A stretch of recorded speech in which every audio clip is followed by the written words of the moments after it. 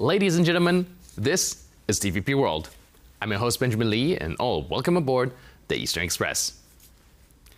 Now, in this episode, we're diving into the intriguing and somewhat alarming political shifts happening in Georgia. The countries lie at the crossroads of Europe and Asia, and in a more metaphorical sense, it is also caught between the East and the West. Georgians are a nation with a rich history and a complicated geopolitical landscape. It is currently in the throes of a significant political transformation that could redefine its future. So, without further ado, let's take a look at our latest report to find out more. The decision by Washington and Brussels to re-evaluate their relationship with Tbilisi came after the Georgian government decided to adopt the controversial foreign agent law. The legislation requires media groups and non-governmental and non-profit organizations that receive more than 20% of their funding to register as pursuing the interests of a foreign power. Prior to the bill's adoption, which required the parliament to override a presidential veto, thousands of Georgians poured into the streets of major cities to protest the bill's signing into law. However, no matter how loudly they chanted, the minds of Georgian MPs could not be changed. Opponents of the bill say it's a way to stifle dissent and limit the freedom of speech of independent media. Analysts have also compared the bill to a similar one in Russia, which is being used for these very purposes. Now the Georgian people will have to pay for their government's decision. In addition to halting the country's accession process, the EU has also decided to freeze its financial support package worth some 13 million euros, which was intended to strengthen Georgia's defenses. As for the US, after denouncing the decision to implement the bill, Washington decided to suspend its military cooperation with Tbilisi. The move also calls into question Georgia's aspirations to join NATO. And now, let's take a look at this issue in greater detail.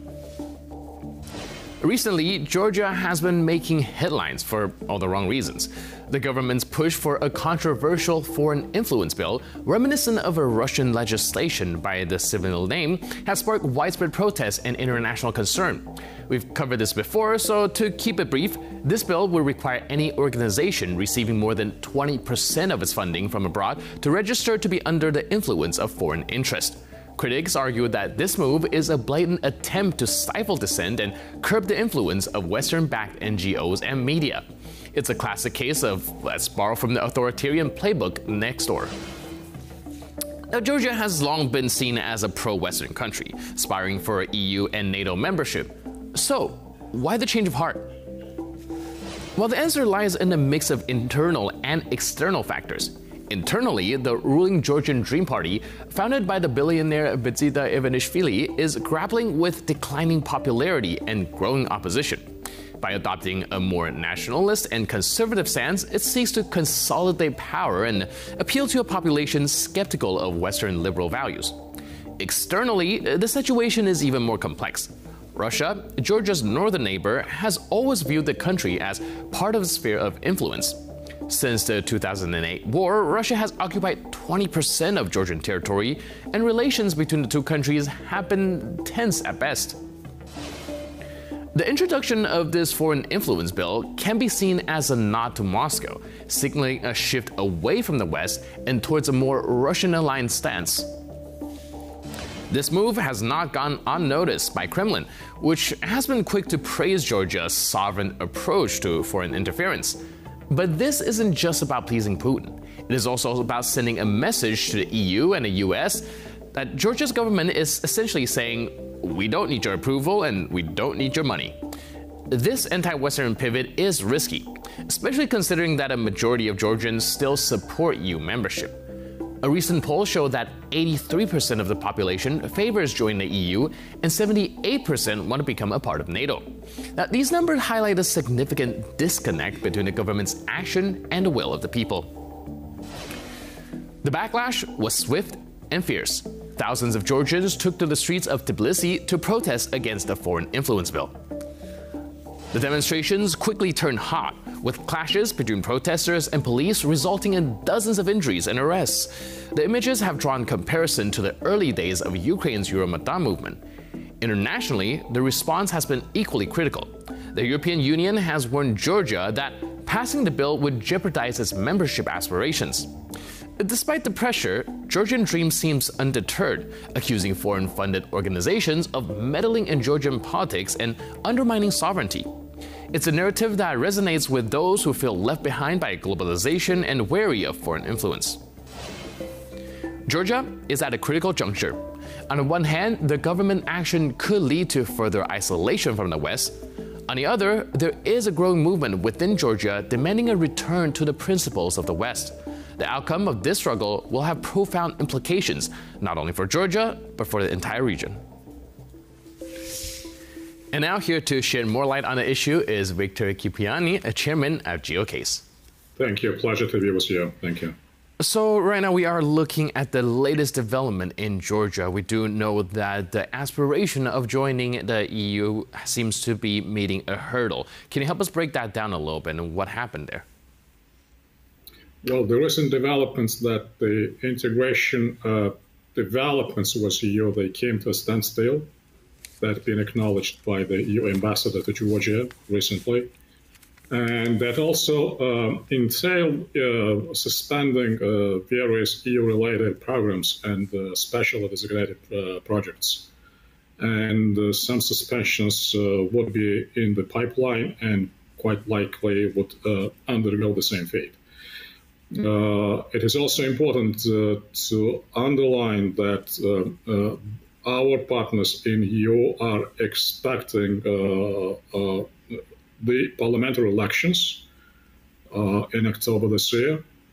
And my understanding that until and unless an environment in Georgia, domestic political environments, would not be changed towards the resuming the robust pro-EU integration, there should not be expected any changes in that respect. So we're heading to the elections, and the elections will define at the juncture of the history further developments down the road. All right, it is a very pivotal juncture indeed. We're looking at a tug-of-war between the East and the West, Georgia's aspiration to the Western world or to Russia. However, do you think this at this very critical time, will the halt in diplomatic affairs, the pulling of funding, and even U.S. Saying that they're going to pull some defense, is actually going to help drive Georgia into the hands of Russia?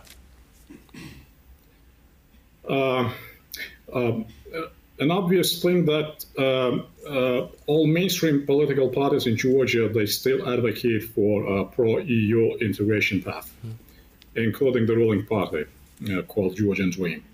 So we don't hear any denials in that respect. More than that, it looks like that at least on the face value, every political camp, every political party, as it competes with each other in terms of declaring its dedication to the EU integration. However, in case of the ruling party, of course, those statements and those declarations come at odds, by speaking, with certain actions. Those actions being different legislations which have been enacted on the Georgian side, which are not quite reconcilable, to put it mildly, with EU agenda. And that's been stated by EU officials on a number of instances. Nevertheless, Georgian Dream is committed, in a way, to pursue the same course, which probably would be pulling Georgia apart from the EU-related agenda. But when we speak about Georgia being away from EU, we should not overlook the public sentiments on the ground. And that probably what gives us a hope that there would be a reversal eventually to the EU trajectory. Also, we don't have to overlook a very robust and vigorous support by EU partners. So all in all, putting the bets on those two pressure points, which is by the civic society and the Georgian public in overall, at a very grassroots level, and by EU institutions, EU member nations, eventually an end result would be positive. But again, very much, too much depends on the parliamentary elections. that would be really a defining point in Georgian history, including Georgia-EU relations.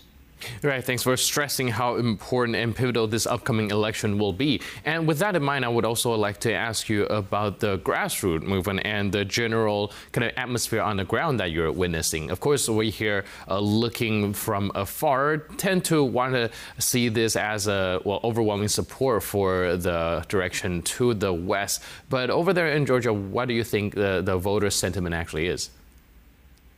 Well, actually, it's a critical challenge. Of course, we speak about the public sentiments on the ground, but we don't have to forget that Georgian Dream has its own base support of voters, which is considerable enough. And that is very much added by the hybrid warfare, which is in a full swing. And the disinformation campaign, of course, contributing to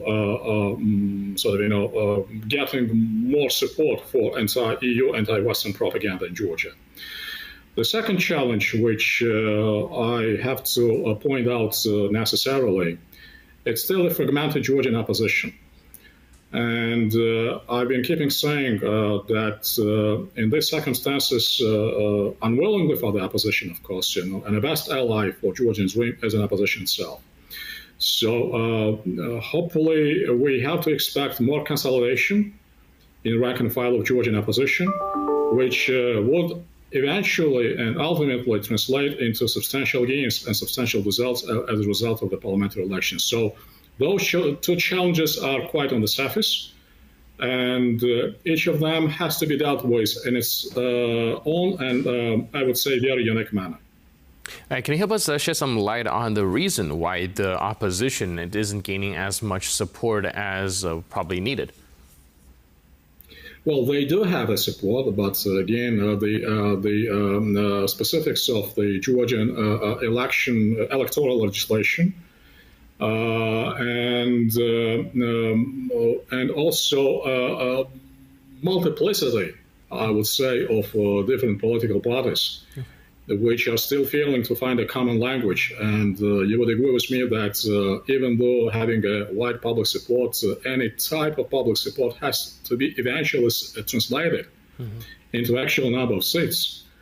And coupled with specifics and peculiarities of the Georgian electoral code, if that combination, if that synergy, if that unity is not achieved, then the public sentiments, even if being quite widespread and broad enough at a grassroots level, would be dissipated and would not crystallize into substantial gains. So I very much rely and very much hope that as these elections have been called as and termed as the referendum, those would not be just an ordinary elections. And the essence of the referendum that the elections, and by definition the referendum, have to define the fate of the Georgian foreign policy, the agenda. Those political camps and political parties would take into consideration to a full extent all the responsibility which is on their shoulders, and would eventually come and reach to the only the logical the combination, which is, as I've said, as much unity. When I say much unity, we still expect there would be several electoral centers which would be running for the parliamentary seats. Two of them have already been formed up, which primarily are the sort of the outfits of the United National Movement. But another formation which still has to come up is expected to be combined or to be formed up by political parties which have not which are not related to the United National Movement. And when I'm emphasizing United National Movement, it still rings a bell of that very negative legacy. And many voters and opposition voters are still quite aware of that legacy. So they're very much looking forward to combine their efforts as voters around a political camp or political camps which are still consolidated enough, but are not related with UNM. So those are the sort of objectives which have to be sorted out by end of the summer, because, well, election campaign has its own requirements and has to be put into action. Like you mentioned, the Georgian opposition, or there's actually grassroots movement and widespread sentiment against the Georgian Dream Party. However, the opposition is pulled in many different ways and still need to be consolidated in order to win this upcoming quote-unquote referendum. Do you think that 3 months is enough time to get it together? Or actually, when you look at the politics in France, for example, they were able to consolidate and work something out with some political horse trading in just a span of a week. 3 months, do you think it's enough time? Well, that's exactly the cause of the dissatisfaction among the Georgian society, that the opposition parties have not yet reached that very required consensus. So time is running, time is of essence, and the waste of time plays into the hands of the Georgian Dream. So again, my sincere hope that those internal discussions or consultations in the camp of the Georgian opposition would be completed in the coming weeks, so the opposition plunges itself into the campaign itself. All right. Thank you so much for your input and insight and helping us unpack this relatively complicated situation. But thanks again for being with us on Eastern Express. Pleasure. Appreciate it. Thank you. Thank you.